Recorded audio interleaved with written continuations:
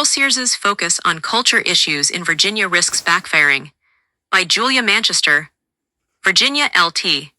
Governor Winsome Earle-Sears R. is leaning into cultural issues in her bid for governor, though some see it as a risky strategy in an off-year election likely to be dominated by economic concerns. Earle-Sears in particular has attacked her Democratic rival, former Representative Abigail Spanberger, over transgender issues, especially in regard to schools. This week, the Lieutenant Governor's campaign rolled out an ad labeling Spanberger as being for they-them and supporting policies that allow men and girls locker rooms and parents to be unaware when their children seek gender-affirming care. In another ad, Earle-Sears accuses Spanberger of wanting boys to play sports and share locker rooms with little girls. The strategy of invoking trans issues played well for Republicans in 2024, and Governor Glenn Youngkin, Republican, arguably won in 2021 on the parents' rights issue. But critics question whether Earle-Sears's message is meeting the moment when the cost of living and jobs are dominating voters' concerns. One of the common complaints or observations as to why she has not been catching fire is because there has really been no overarching message or theme or even positive vision for the future, said one GOP strategist. It has been pretty reactive, and the problem with that is when you do not have your own message or your own brand, you are at the whim of the national winds. Recently, Youngkin waded into the issue as well, seizing on reports from ABC's Washington, D.C. affiliate WJLA that a registered sex offender, which the outlet identified as transgender, had been accused of exposing themselves to multiple women and children at Arlington Public Schools' locker rooms. No girl should have to be exposed to this kind of depravity. This is who the far left thinks should be in your daughter's locker room. Virginia parents, your children's safety is literally on the ballot this November. Vote like it, Youngkin said in a post on the social platform X. Earle-Sears echoed Youngkin's remarks in her own X post on Friday. Abigail Spanberger says we have to accept anyone who identifies as a woman, even predators like Richard Cox, as real women. Look where that insanity has gotten us, Earle-Sears wrote. Youngkin's 2021 election was won, in part, on the issue of parents' rights as the country was emerging from the coronavirus pandemic. The then Republican gubernatorial nominee tapped into parents' newfound concerns about what their children were being taught in the classroom after being exposed to their children's school curricula during the pandemic lockdowns. The issue became particularly prominent in the race when Youngkin's opponent, former Governor Terry McAuliffe D., said at a debate that he did not believe parents should be telling schools what they should teach. Republicans continued to incorporate transgender issues into their campaign messaging in 2024, focusing on the debate over trans women in sports. Polls show a majority of Americans believe that athletes should only be allowed to play on teams that align with the gender that was assigned to them at birth. Some Virginia Republicans say the issue should be a no-brainer for any political candidate running, arguing that it cuts beyond party lines. The Earle-Sears campaign is smart to drive the issue because it is not a complicated one to explain to the electorate, said Zach Rade, a Virginia-based Republican strategist who formerly worked with Youngkin's Spirit of Virginia PAC. This is such an opportunity for Democrats, he continued. And because Virginia is the first test case after a presidential election, it is such an opportunity to be a leader. An NBC News poll released earlier this year found that 75% of Americans surveyed said they did not believe trans women should be allowed to participate in women's sports. Another 25% said they believe trans women should be allowed to take part in women's sports. We are really working to expand the Republican coalition, and this is a key issue in expanding that coalition, said Mark Harris, a senior strategist with Earle-Sears's campaign.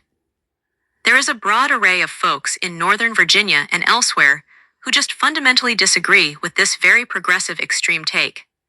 Spanberger addressed the issues of trans women participating in women's sports, as well as using female bathrooms, in an interview with WSET-TV in Roanoke. So in Virginia, until very recently we have had a process in place where on an individual one-by-one basis, schools, principals, parents Coaches were making decisions based on fairness, competitiveness, and safety, where a child might be able or might not be able to play in a particular sport, Spanberger told the outlet.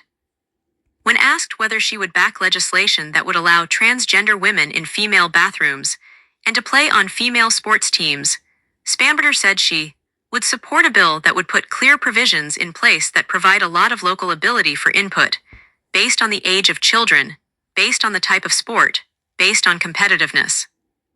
The Democratic nominee went on to cite her own status as a mother of 3 daughters as an example of how she understands concerns over the issues. I recognize the concern that families and community members might have about the safety of their own kids, about competitiveness, about fairness, Spanberger told the outlet. And I think the process that was in place for 10 years was one that was working. It was one that took individual circumstances and individual communities into account, and I think that is the process that Virginia should continue to utilize.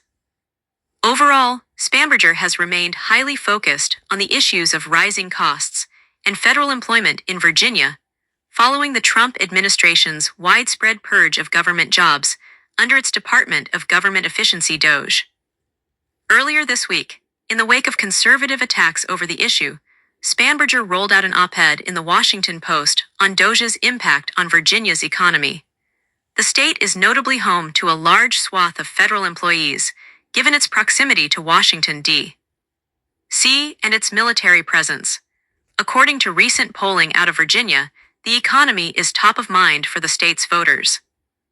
A Christopher Newport University poll released last week found that 21% of Virginia voters said that inflation and the cost of living were their top concern, followed by threats to democracy at 18%, and K-12 education, immigration, and crime each at 9%. Spanberger's strategy appears to be paying off in the polls.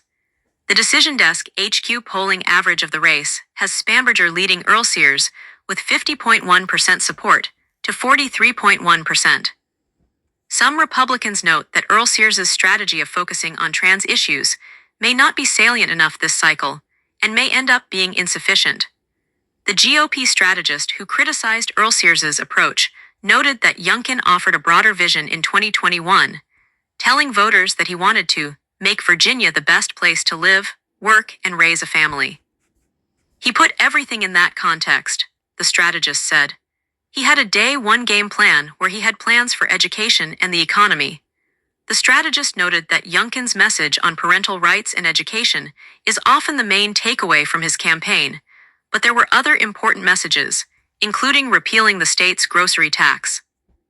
Earle-Sears' allies maintain that she is talking about other issues: 2024 election coverage, 2024 election news, 2024 election polling data, 2024 presidential election forecast.